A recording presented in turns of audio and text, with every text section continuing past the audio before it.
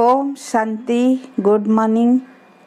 31 मार्च 2021 की प्रातः मुरली बाप दादा मधुबन। आज की मुरली का सार। मीठे बच्चे, एक बाप ही नंबर 1 एक्टर है जो पतितों को पावन बनाने की एक्ट करते हैं। बाप जैसी एक्ट कोई कर नहीं सकता। प्रश्न: सन्यासियों का योग जिस्मानी योग है, रूहानी योग बाप ही सिखलाते हैं। कैसे? उत्तर: सन्यासी ब्रह्म तत्व से योग रखना सिखलाते हैं। अब वह तो रहने का स्थान है, तो वह जिस्मानी योग हो गया। तत्व को सुप्रीम नहीं कहा जाता। तुम बच्चे सुप्रीम रूह से योग लगाते, इसलिए तुम्हारा योग रूहानी योग है। यह योग बाप ही सिखला सकते, दूसरा कोई भी सिखला न सके, क्योंकि वही तुम्हारा रूहानी बाप है। गीत: तू प्यार का सागर है, तेरे एक बूंद के प्यासे हम। ओम शांति। बच्चे, बहुत लोग कहते हैं ओम शांति अर्थात अपने आत्मा की पहचान देते हैं, परंतु खुद समझ नहीं सकते। ओम शांति का अर्थ बहुत निकालते हैं। कोई कहते हैं ओम माना भगवान, परंतु नहीं, यह आत्मा कहती है ओम शांति। अहम आत्मा का स्वधर्म है ही शांत, इसलिए कहते हैं मैं हूँ शांत स्वरूप। यह मेरा शरीर है जिससे हम कर्म करते हैं। कितना सहज है। वैसे बाप भी कहते हैं ओम शांति, परंतु मैं सबका बाप होने कारण, बीज रूप होने कारण भी जो रचना रूपी झाड़ है, कल्प वृक्ष, उसके आदि मध्य अंत को जानता हूँ। जैसे तुम कोई भी झाड़ देखो तो उसके आदि मध्य अंत को जान जाओ।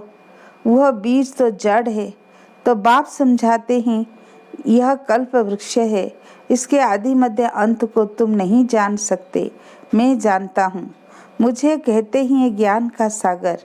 मैं तुम बच्चों को बैठ आदि मध्य अंत का राज समझा रहा हूँ। यह जो नाटक है, जिसको ड्रामा कहा जाता, जिसके तुम एक्टर्स हो, बाप कहते हैं मैं भी एक्टर हूँ। बच्चे कहते हैं हे बाबा पतित पावन एक्टर बन आओ, आकर हम पतितों को पावन बनाओ। अब बाप कहते हैं मैं एक्ट कर रहा हूँ, मेरा पार्ट सिर्फ इस संगम समय ही है। सो भी मुझे अपना शरीर नहीं है, मैं इस शरीर द्वारा एक्ट करता हूँ। मेरा नाम शिव है। बच्चों को ही तो समझाएंगे ना। पाठशाला कोई बंदरों व जानवरों की नहीं होती है, परंतु बाप कहते हैं इन 5 विकारों के होने कारण शकल तो मनुष्य जैसी है, लेकिन कर्तव्य बंदरों जैसे हैं।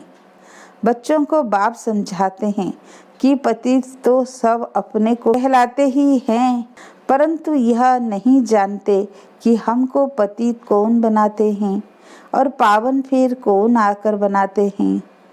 पतित पावन कौन, जिसको बुलाते हैं कुछ भी समझ नहीं सकते। यह भी नहीं जानते हम सब एक्टर्स हैं। हम आत्मा यह चोला लेकर पाठ बजाती है। आत्मा परम धाम से आती है, आकर पाठ बजाती है। भारत के ऊपर ही सारा खेल बना हुआ है।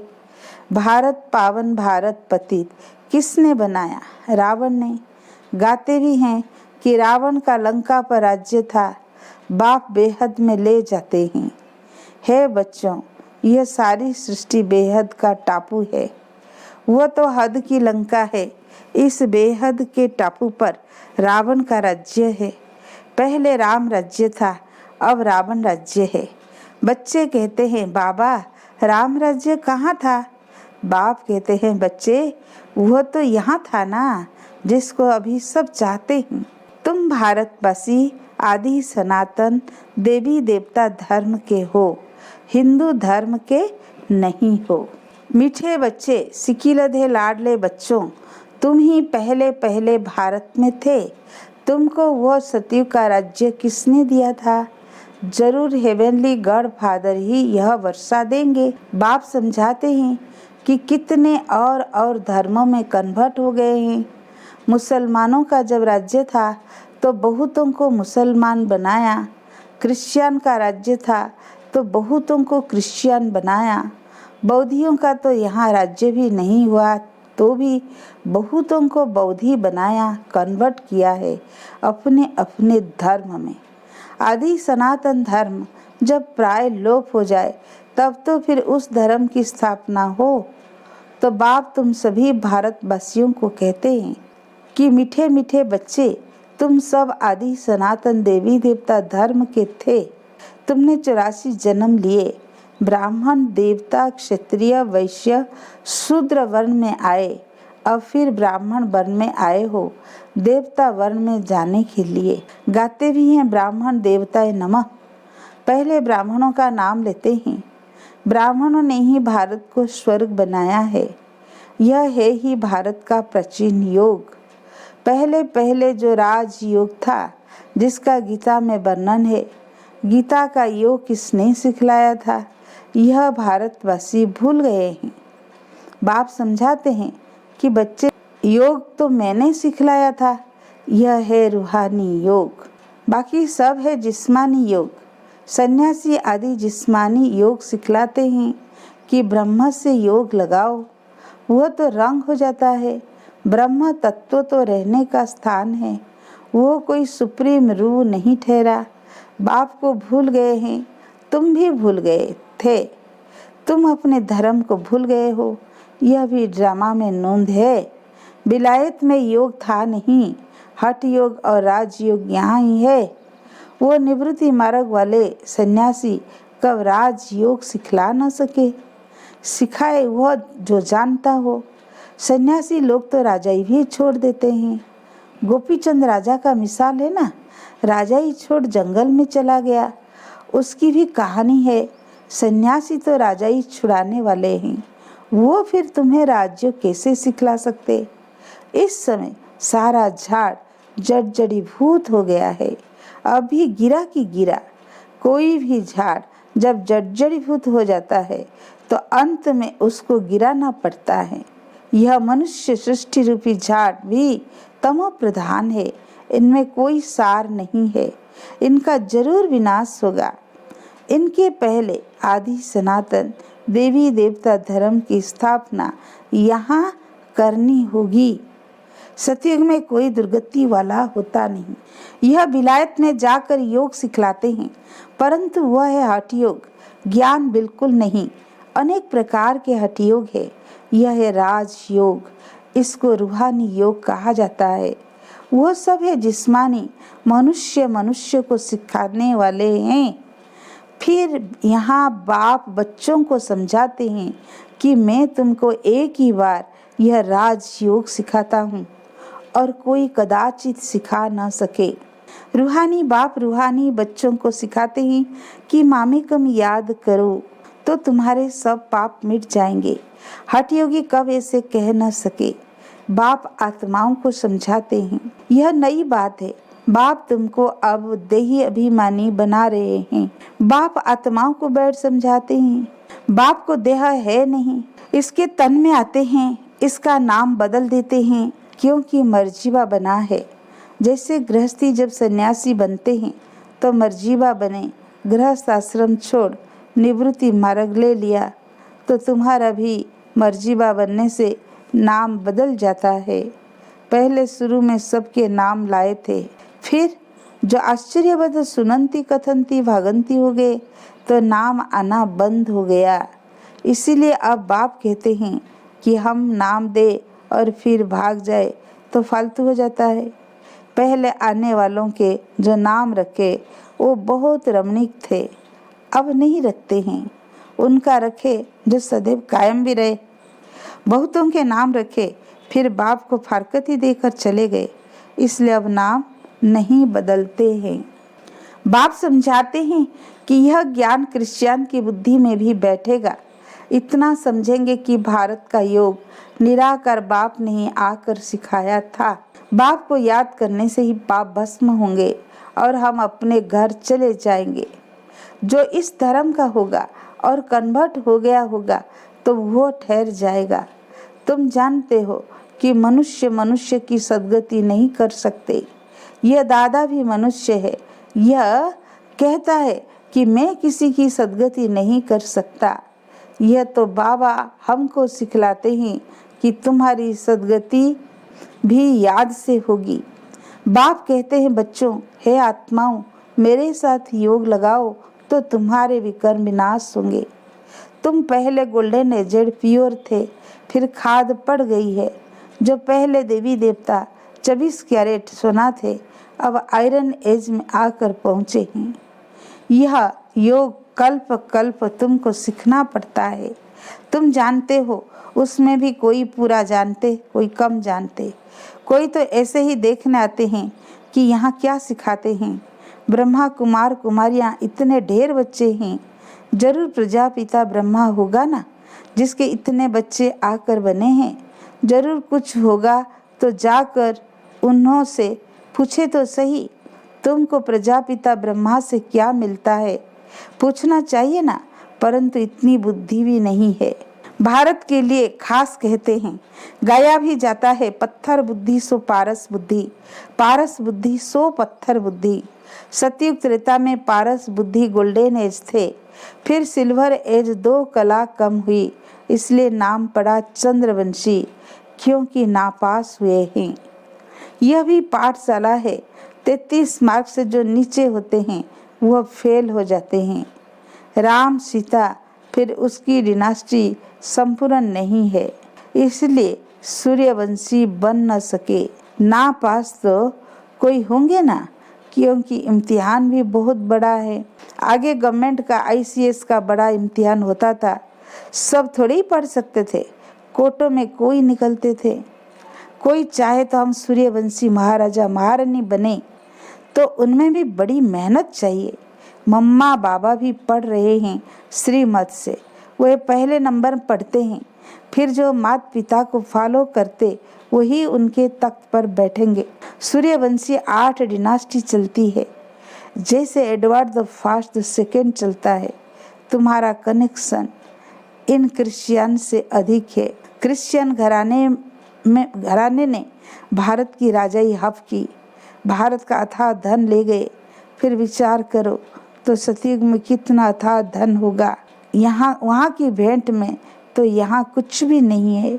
वहाँ सब खानियाँ भरतू हो जाती है। अब तो हर चीज़ की खानियाँ खाली होती जाती है।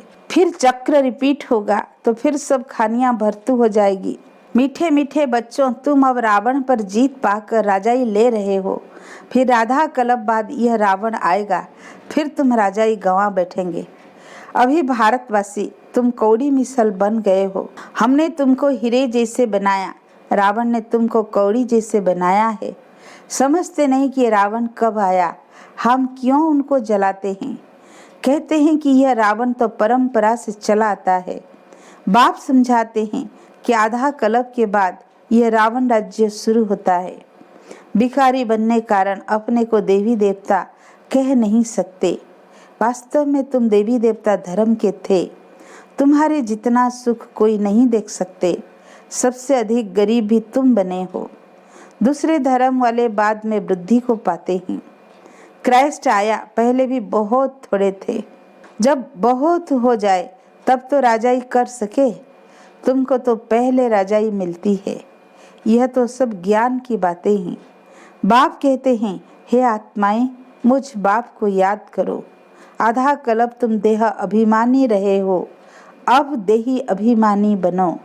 घड़ी घड़ी यह भूल जाते हो, क्योंकि आधा कल्प की कट चढ़ी हुई है। इस समय तुम ब्राह्मण चोटी हो, तुम ही सबसे ऊंच। सन्यासी ब्रह्म से योग लगाते हैं, उनसे विकर्म विनाश नहीं होते। हर एक को सतो रजो तमो में आना जरूर है, वापिस कोई भी जा नहीं सकते। जब सभी भारतवासी तमो प्रधान बन जाते हैं, तब बाप आकर सभी को सतो प्रधान बनाते हैं, अर्थात सभी की ज्योति जग जाती है। हर एक आत्मा को अपना अपना पाठ मिला हुआ है। तुम हो हीरो हीरोइन पाठधारी।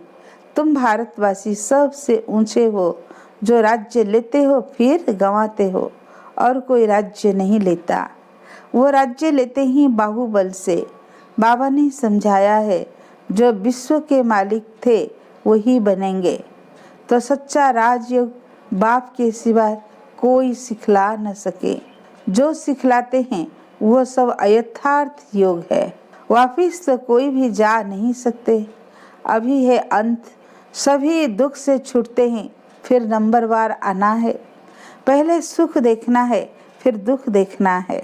यह सब समझने की बातें हैं। कहा जाता है हाथ कारडे दिल आरडे। अभी काम करते रहो, बाकी बुद्धि योग बाप से हो। तुम आत्माएं आशिक हो एक मासूक की। अभी वह मासूक आया हुआ है, सभी आत्माओं को गुलगुल बनाए ले जाएंगे। बेहद का साजन बेहद की सजनियां है। कहता है मैं सबको ले जाऊंगा। फिर नंबरवार पुरुषार्थ अनुसार जाकर सब पद पाएंगे। भल गृहस्थ व्यवहार में रहो, बच्चों को संभालो। हे आत्मा, तुम्हारी दिल बाप की तरफ हो। यही याद की प्रैक्टिस करते रहो। बच्चे जानते हैं अभी हम स्वर्गवासी बनते हैं। बाप को याद करने स्टूडेंट को तो बहुत खुशी में रहना चाहिए। यह तो बड़ा सहज है। ड्रामा अनुसार सबको रास्ता बताना है। कोई से डिबेट करने की दरकार नहीं है। अभी तुम्हारी बुद्धि में है सारी नॉलेज आ गई है। मनुष्य बीमारी से छूटते हैं तो बधाइयाँ देते हैं।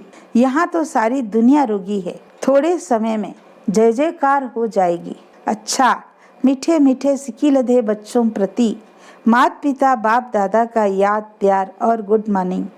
रूहानी बाप की रूहानी बच्चों को नमस्ते। हम रूहानी बच्चों की रूहानी बाप दादा को याद प्यार गुड मॉर्निंग नमस्ते नमस्ते। सदा रहे हंसते, एक बाप से रखे सर्व रिश्ते। हम बनेंगे फरिश्ते, चलेंगे परम धाम के रास्ते। आएंगे सतयुगी बादशाही के वास्ते। पक्का पक्का। धारणा के लिए मुख्य सार। पहला पॉइंट, सच्चे सच्चे आशिक बन। हाथों से काम करते बुद्धि से एक मासूक को याद करने की प्रैक्टिस करनी है। बाप की याद से हम स्वर्गवासी बन रहे हैं, इस खुशी में रहना है। सेकंड पॉइंट, सूर्यवंशी डिनास्टी में तख्त नसीन बनने के लिए माता पिता को पूरा फॉलो करना है। बाप समान नॉलेजफुल बन सबको रास्ता बताना है। वरदान, अटूट कनेक्शन द्वारा करंट का अनुभव करने वाले सदा मायाजीत विजयी भव। जैसे बिजली की शक्ति ऐसा करंट लगाती है जो मनुष्य दूर जाकर गिरता है, शक आ जाता है। ऐसे ईश्वरीय शक्ति माया को दूर फेंक दे। ऐसी करंट होनी चाहिए, लेकिन करंट का आधार कनेक्शन है। चलते फिरते हर सेकेंड बाप के साथ कनेक्शन जुटा हुआ, ऐसा अटूट कनेक्शन हो तो करंट आएगी और माया जीत विजयी बन जाएंगे। आज का स्लोगन, तपस्वी वह है जो अच्छे बुरे कर्म करने वालों के प्रभाव के बंधन से मुक्त है।